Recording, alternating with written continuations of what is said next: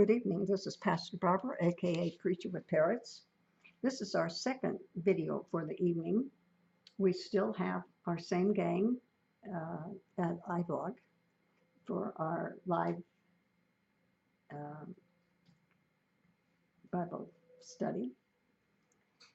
And it is still the 29th of June, 2016.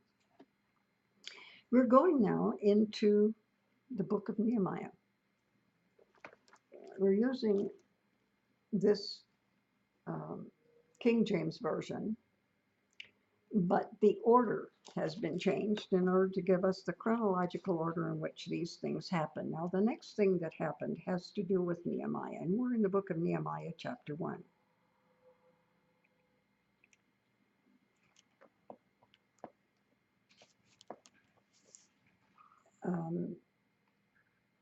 He was in Susan, the palace, and he heard that there were some men, some Jews, who had been in the captivity and might know something regarding Jerusalem.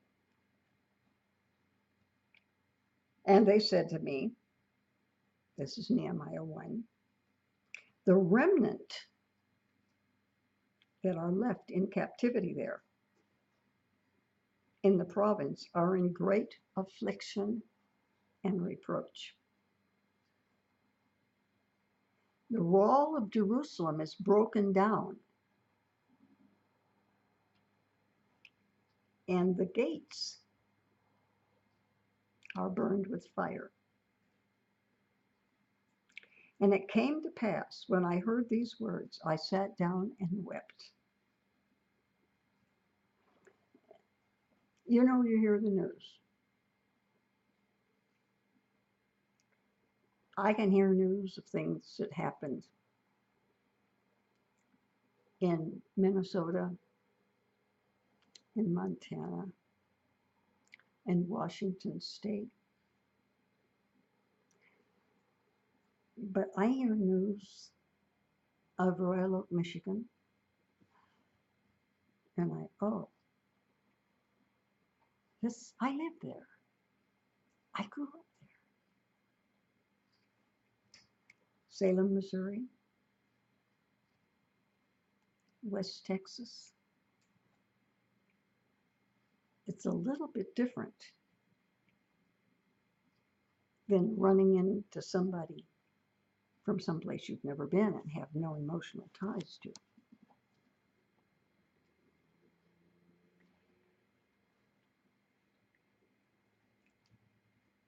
And said, I beseech thee, O Lord God of heaven, that keepeth the covenant and mercy for them, let your ear now be attentive and your eyes open, that you may hear the prayer of my servant. I have sinned against thee. He's also praying.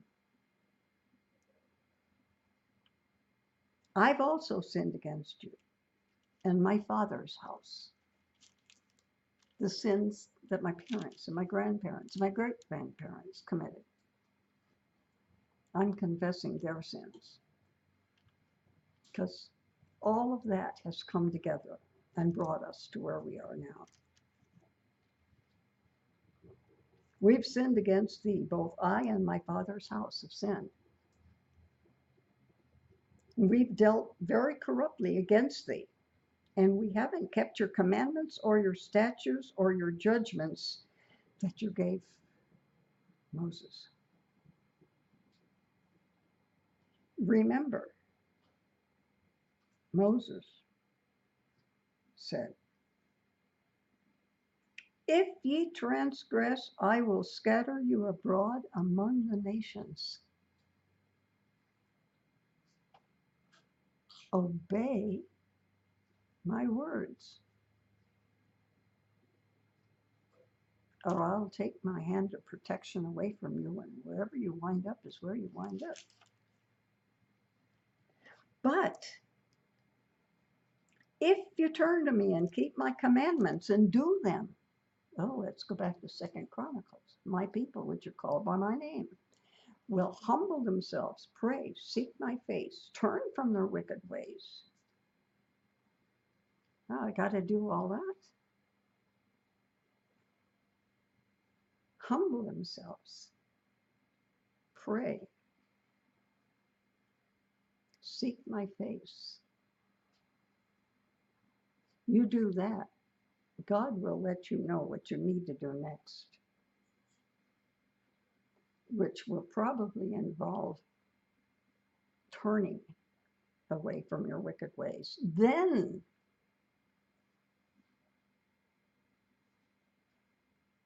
will I hear from heaven,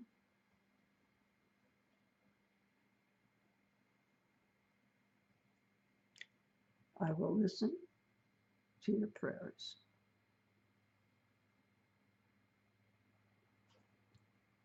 I will forgive your sin and heal your land. We all want the healing of our bodies, the healing of the land, whatever we want from God. But that's prefaced by giving up our sin. If you turn unto me and you keep my commandments and do them,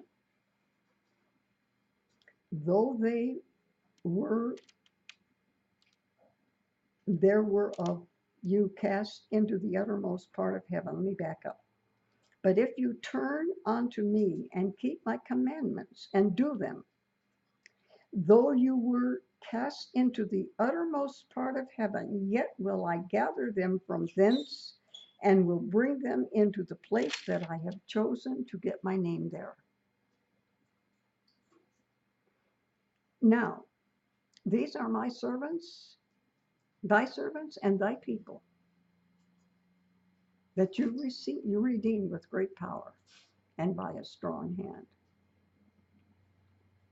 This is the last verse of his prayer. I beseech you, which means I beg you, let your ear be attentive to the prayer of your servant, and prosper thy servant this day, and grant me the mercy in the sight of men, for I was the king's cupbearer. He's going to need a favor. And he's saying, God, I'm going to need a favor. And he's the king's cupbearer. He drank from the cup before the king did. And if he didn't die, the king drank from it. Chapter 2. Nehemiah.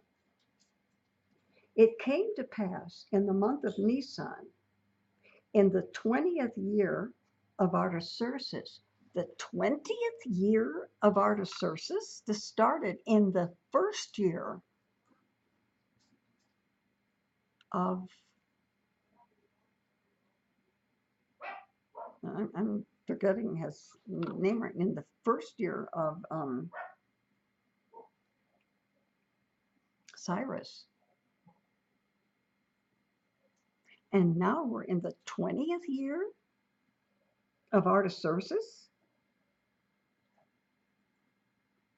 And I took the wine and I gave it to the king. And he hadn't seen me sad before.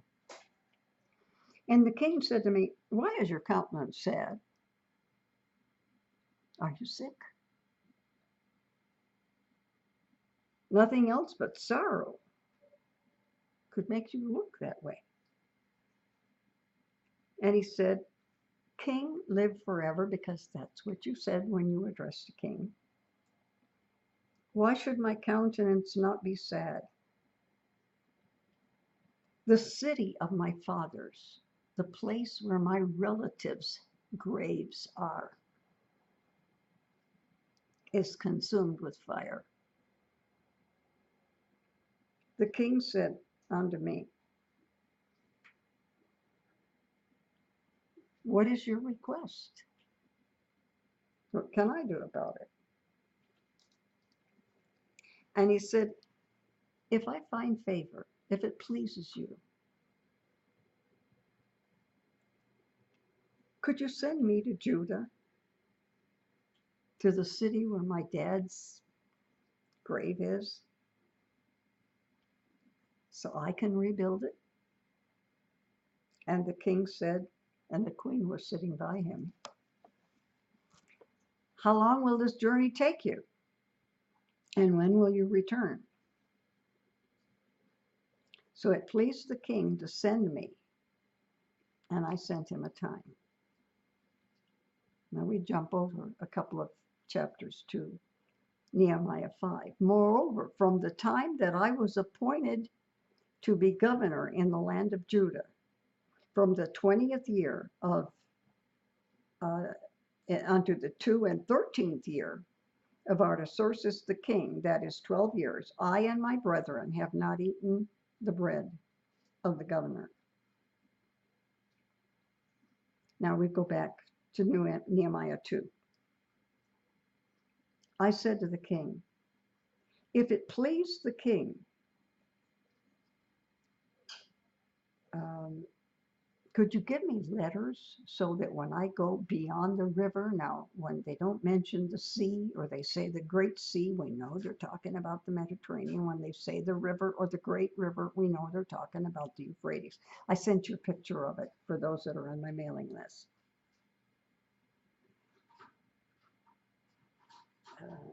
And a letter unto Asaph, the king of the king's forest. I got to go from here over there, and I'll be going through some land over which the king has control. Give me a letter saying that what I'm doing is okay.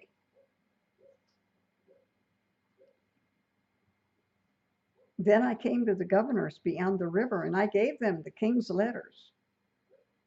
Now the king sent captains with me. Now there's Sanballat and Tobiah here. There's something going to go on that I'm already with my marker here. Got to draw a big circle around it, and something we've got to remember when we get to it. When they heard of it, they were Ammonites, right across the river from Israel. It grieved them exceedingly great.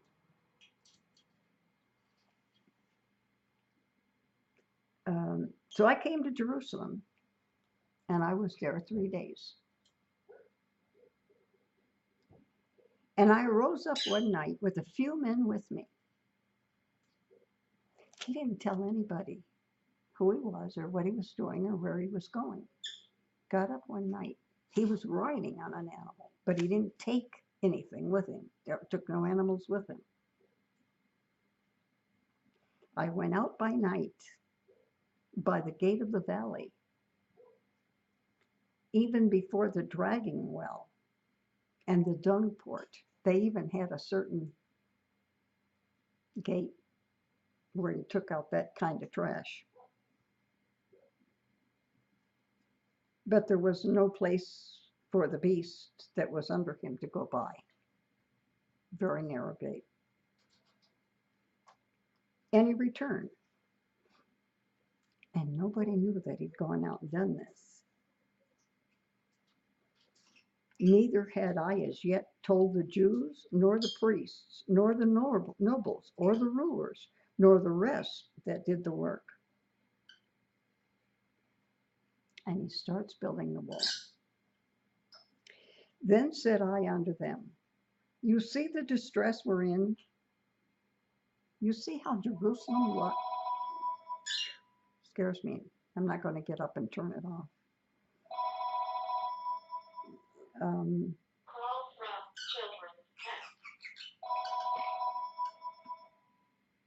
You see the distress we're in?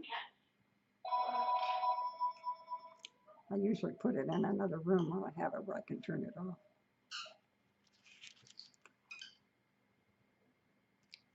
We should not be a reproach any longer. I told them of the hand of my God, which was upon me. And they said, Let us arise and build. So they strengthened their hands for this good work. Now it'd been all these years, and the wall had not been rebuilt. Now they're going to do it in a little bit more than a month. But when Sanballat, the Horonite, and Tobiah, the servant, the Ammonite, the Arabian, heard of it, they despised us. And they said, what you're doing is rebelling against the king. And I said to them, the God of heaven, he will prosper us. We're his servants. We're going to arise and build. And you don't have any portion, you don't have any right, you don't have any memorial. You got no business in Jerusalem. We got business, we got family. And then we have a list of people that built various gates. The rule was this: you work on your own home, you go to where your house is. The part of the city wall that's the closest to your house is where you work. And the gates, the gate you work on is the one that's the closest to your house.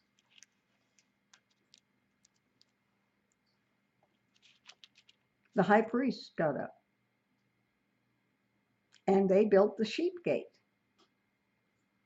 and they sanctified it. What does that mean? The word sanctify has two meanings: to set aside for a specific purpose, and that purpose is usually the work of God, or to make holy. No way are you going to make a wall or a gate holy, but you can set it aside for a specific purpose. And they sanctified a tower. And next to him were some men from Jericho. And the fish gate, they laid beams and doors, and they put bars on it. And then they repaired the son of Uriah, and some other people repaired some things. And next to them, some others repaired, but their nobles put not their necks to the work of the Lord.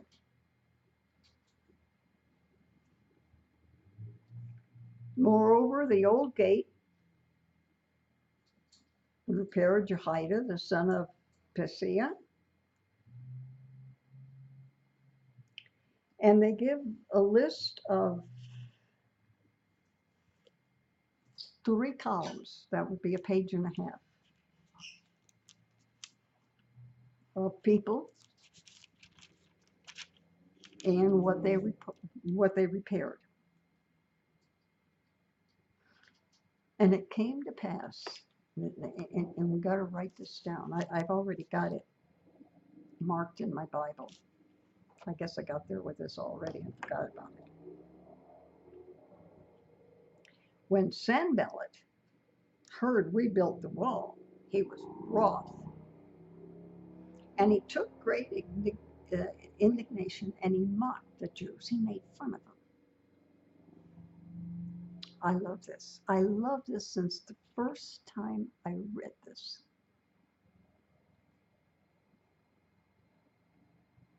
And he says, these feeble Jews,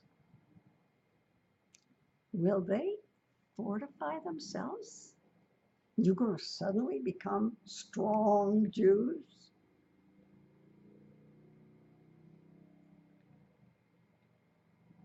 Will they sacrifice and make an end in one day? They're going to hold some kind of a religious service or something and make everything okay? Will they revive the stones out of the heaps of the rubbish which are burned? I saw something on Christian television a few days ago that supposed it was a pile of rocks, and supposedly it was the pile of rocks that they're talking about here that they had thrown over the top. Now, Tobiah, the Ammonite, the neighbor across the river from in Ammon, and he said, even that which they build, what are they building? They're building a wall.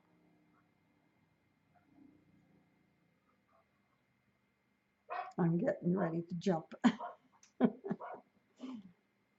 I'll tell you the news. I won't make you wait until we get there. But this is Nehemiah 4:3. Tobiah the Ammonite said, that which they build, what were they building? A wall. I sent you a picture of the building of a wall, and that's, of course, a painted picture. It wasn't a photograph. Then I sent you a picture of uh, part of the wall.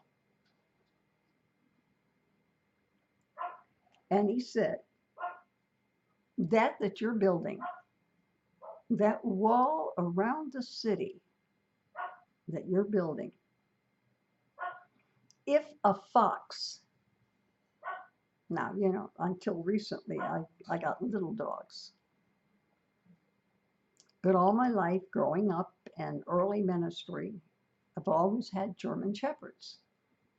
So a dog the size of a fox is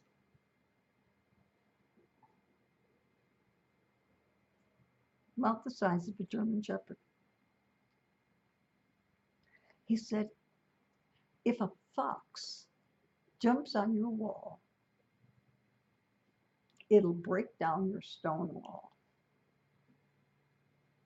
That's how dumb it is what you're doing. You all are so stupid. And what you're building is so dumb that one German Shepherd, or smaller, a fox, a skinny fox, jumps on that wall, and your wall is going to go tumbling down. Hear, O our God, for we're despised, and turn their reproach on their own head, and give them for a prey in the land of captivity. An animal of prey is an animal that the others are trying to eat. So in the land they come from, make them like the animal that the others are trying to eat. Cover not their iniquity. Let not their sin be blotted out. So we built the wall, and the wall was joined together unto the half thereof, for the people had a mind to work. Their mind was made up. Ezra's preaching. Nehemiah's broken heart in the presence of his boss got him there. And they were working. Now hang on, I want to find out something.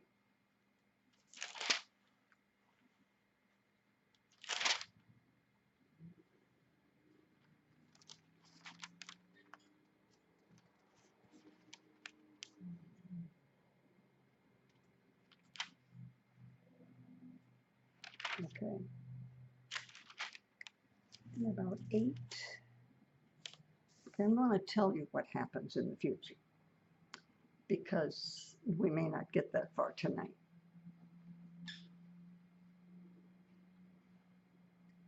Tobiah the Ammonite says, you guys are so dumb. And you're doing such a lousy job. All it's going to take is a fox jumps on this wall, and no more wall. Okay, hang on. I'm going to jump over here a little bit.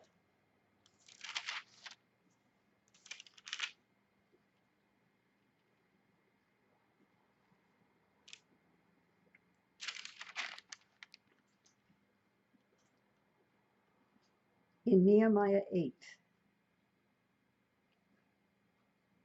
all the people gathered themselves together as one man. They went out to the water gate, and Ezra the scribe brought the book of Moses. They had what they considered the law and the prophets.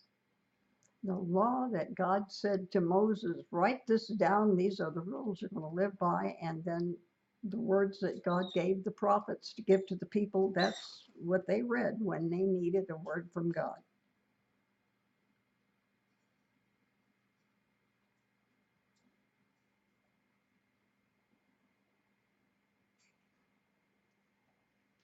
Ezra the scribe took, I'm looking for, hang on.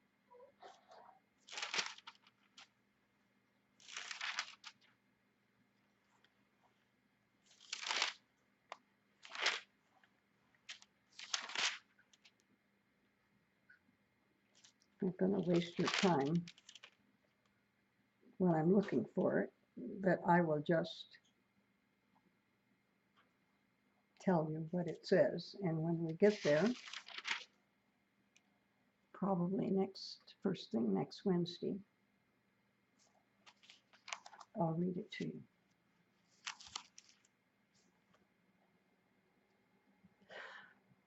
Less than 2 months. They'd broken down that city wall, and the captivity was 70 years. It's been many years. Nothing has happened now. We're looking at easily 100 years. We've got a broken down wall. God puts it in the heart of Ezra to teach the word, remind the people what God says in his word and what they need to do to comply. God puts it in Nehemiah's heart to go back and actually work on the wall.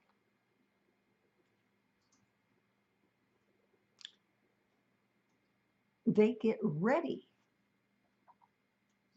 to celebrate the Feast of Tabernacles. I told you that when it came to the blood moons, we shouldn't get all excited, but we should do some thinking. Something that had only happened less than a handful of times in all of history was now going to happen 4 times in 2 years.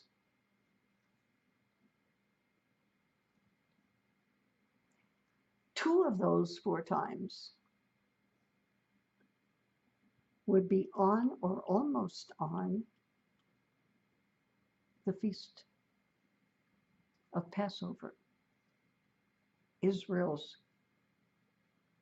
coming out of slavery.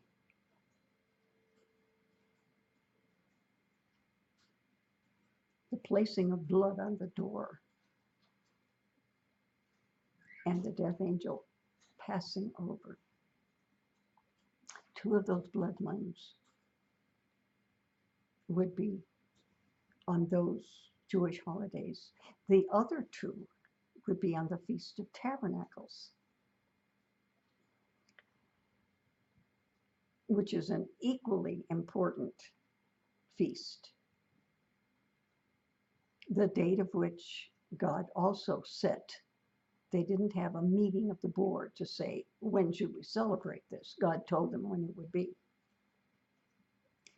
What did the Feast of Tabernacles celebrate?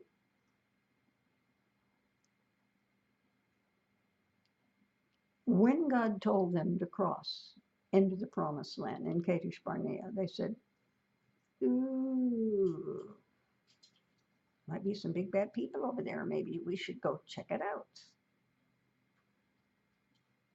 They did. And they voted. I would much rather hear God's people react to what his spirit tells them to do than to have a board meeting. But they had a meeting, decided 2 against 10 not to do it. And God said, all right, you were 40 days checking out the land. You're going to be 40 years. Now, at the end of 40 years, you're all going to be dead. So anybody that was past 60 had to die off. Read Psalm 90, the Psalm of Moses. And you'll see why Moses was complaining, because the people were dying so young. They had to. They had to be 21 to vote. 40 years to wander around in the wilderness on that made them 60 years old.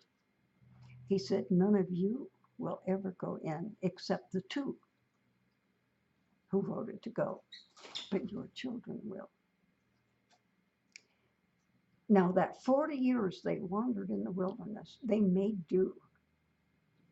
And the Feast of Tabernacles is when the Jewish people get together stuff. Now, some of them do it beautifully, and some just throw up a tent. But at Feast of Passovers, they go outside, they make a place to get by with. And they spend the evening there. They cook a meal there, at least, maybe more. And it reminds them of that 40 years. So I told you, when we have 4 events happening, and they're on Jewish feasts, 2 of them on the Feast of Passover, 2 on the Feast of Tabernacles, at least think about it. Don't make a date when Jesus is coming back. Don't go crazy. But think about it. Consider some of these things. Well, what's being considered here is that this man says to them, if a fox jumps on top of your wall, ha ha ha, your wall will fall down.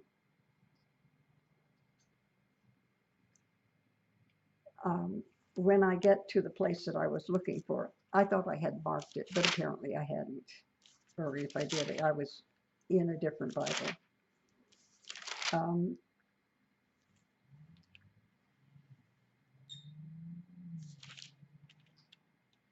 But he took the choirs led by the offsprings of Asaph.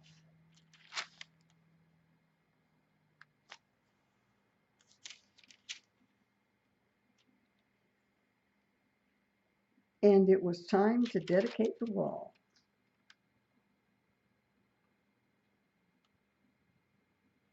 Here we go.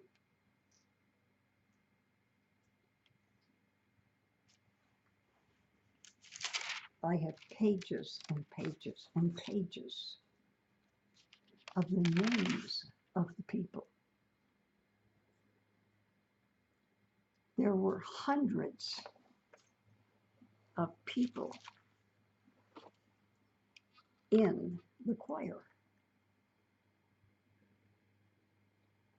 the choir was divided in two. Ezra, now we're going several chapters ahead. Ezra becomes the leader of one half of the choir. Nehemiah becomes the leader of the other half of the choir. And they sing and they walk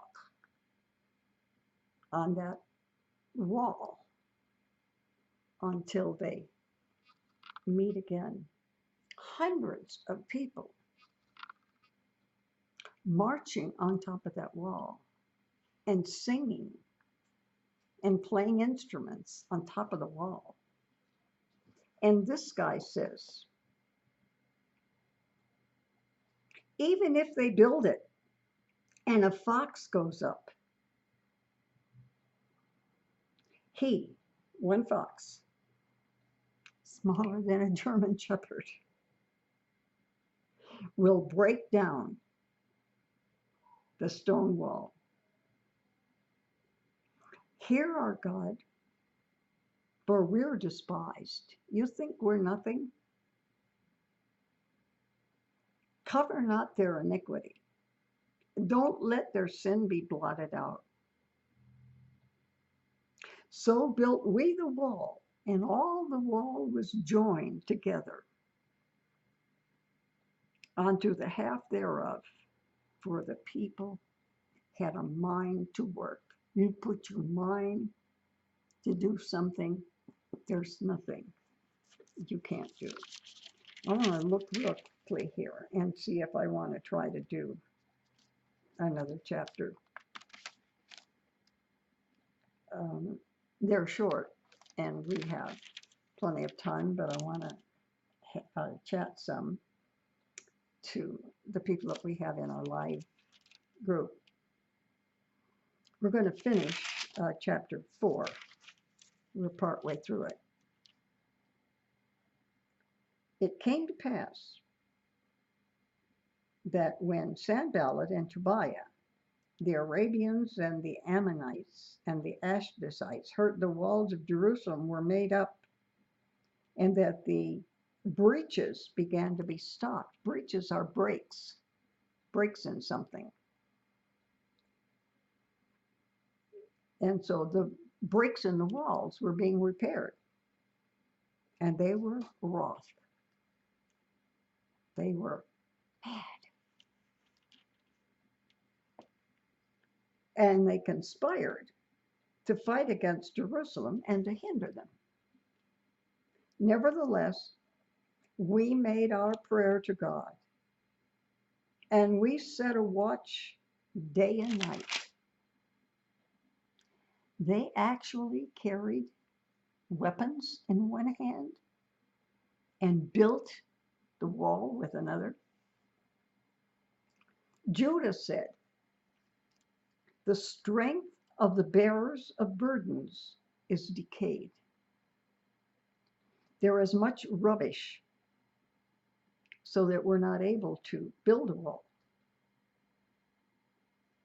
The adversaries said, they shall not know, neither see, till we come in the midst among them and slay them and cause them to cease the work. And it came to pass that when the Jews that dwelt by came and said unto us 10 times, from all places whence you return unto us, they will be upon you. Therefore set I the lower places behind the wall and the higher places, and I, even the people after their families, with their swords, their spears, and their bows. They just armed everybody. And I looked and rose up, and the nobles to the rulers and the rest of the people. Don't be afraid of them. Be not ye afraid of them. Remember the Lord, which is great and terrible, and fight for your brethren, your sons, your daughters, your wives, your houses. And it came to pass when our enemies heard that it was known to us, when they knew that we knew what they were planning, and our God had brought their counsel to naught, their plans didn't go anywhere, that we returned all of us to the wall, every one to his work. And it came to pass from that time forth that half of the servants wrought in the work, and the other half of them held both the spears and the shields, and the bows and the habergeons, and the rulers behind the house of Judah, half watched and half built. And they which built on the wall, and they that bare the burdens, with those that laid it every one of his hands, wrought in the work, and in the other hand they held a weapon. For the builders, every one had his sword girded by his side, and he builded. And he that was sounded the trumpet was by me. And I said unto the nobles, to all the people, the work is great and large, and we're separated on the wall. I mean, one guy over here working, and over there, quarter of a mile away, an eighth of a mile away, somebody else is working over there. We're not all next to each other. The work is great and large, and we're separated upon the wall.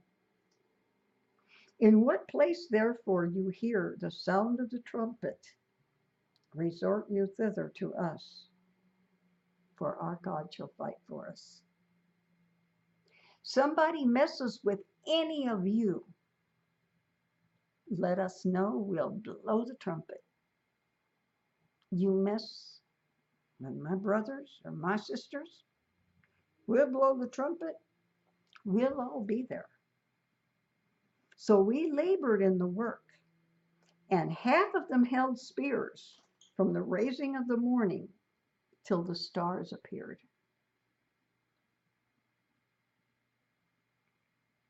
Likewise, at the same time I said to the people, let every one of the servants lodge within Jerusalem, spend the night in the city,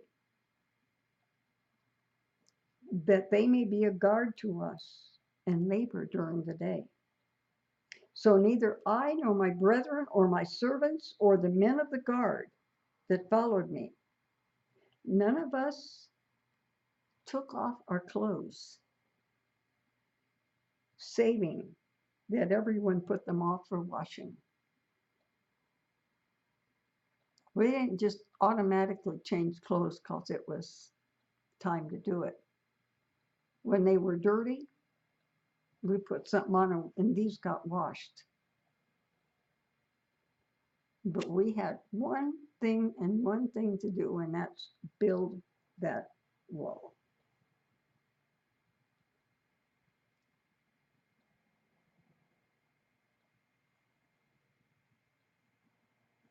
And let me go on to Nehemiah 5.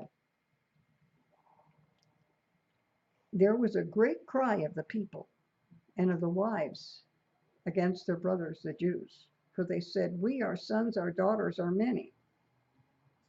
Therefore we take up corn for them that you may eat and live. Some of them said, we mortgaged our lands, our vineyards, our houses, that we might buy corn.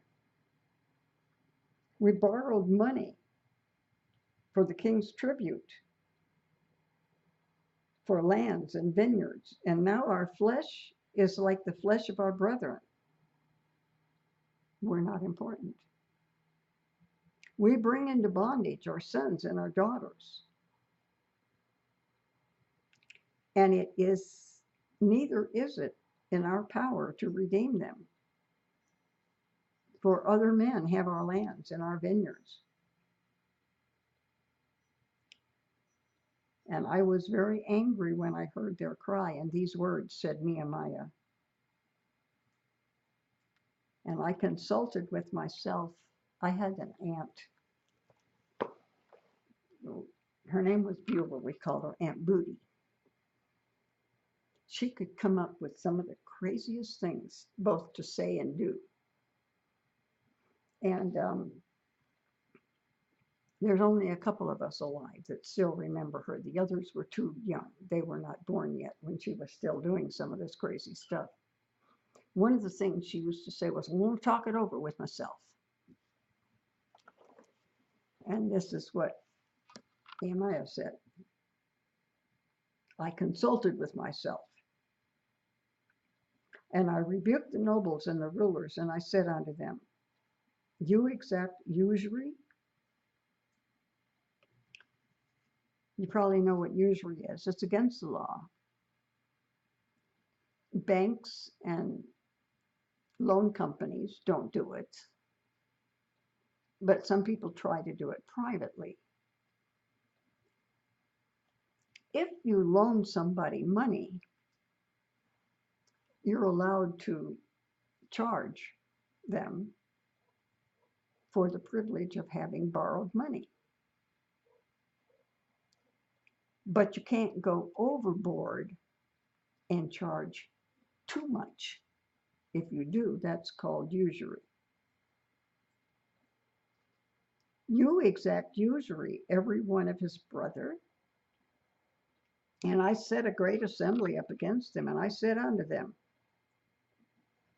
about the ability to be redeemed of our brethren the Jews, which were sold to the heathen. Will you sell your brothers? Then they held their peace and found nothing to answer. So I said, what you're doing is not good. You ought to walk in the fear of God. Likewise, to my brothers and my servants, exact the money and the corn, but leave off the usury. The overcharging for the privilege of loaning somebody money or something to get them out of a bad time. Restore to them the land, the vineyard, the olive yard, the houses, whatever it was, this money, the oil, give it back. We will restore them, and we will require nothing of them. So I said,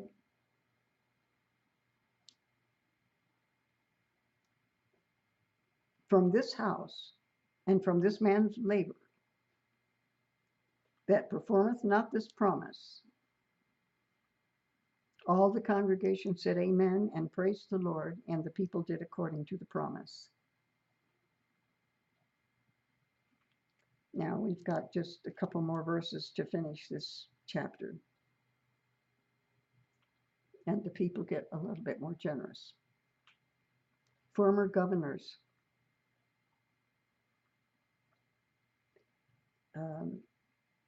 had taken bread, wine, shekels of silver,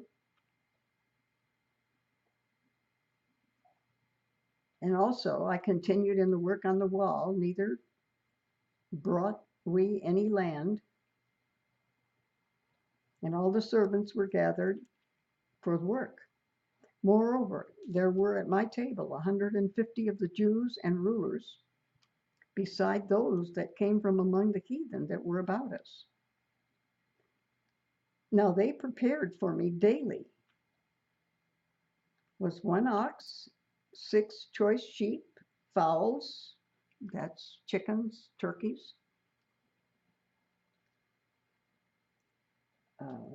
yet for all this required not I the bread of the governor, because of the bondage was heavy upon the people. Think upon me, my God, for good, according to all that I've done for this people.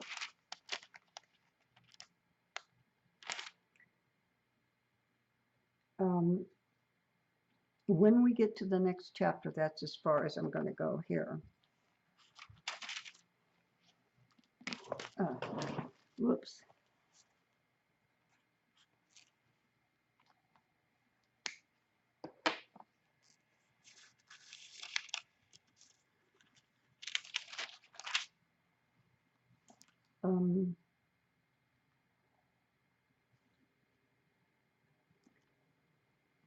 in the next chapter that we read, the wall will be completed.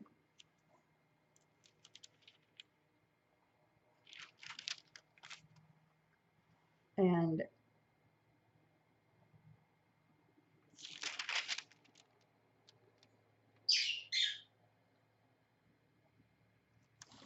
they have a solemn assembly.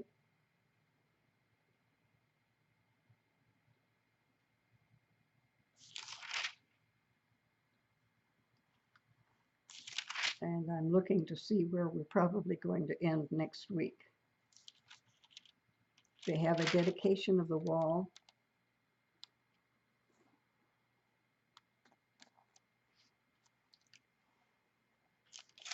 And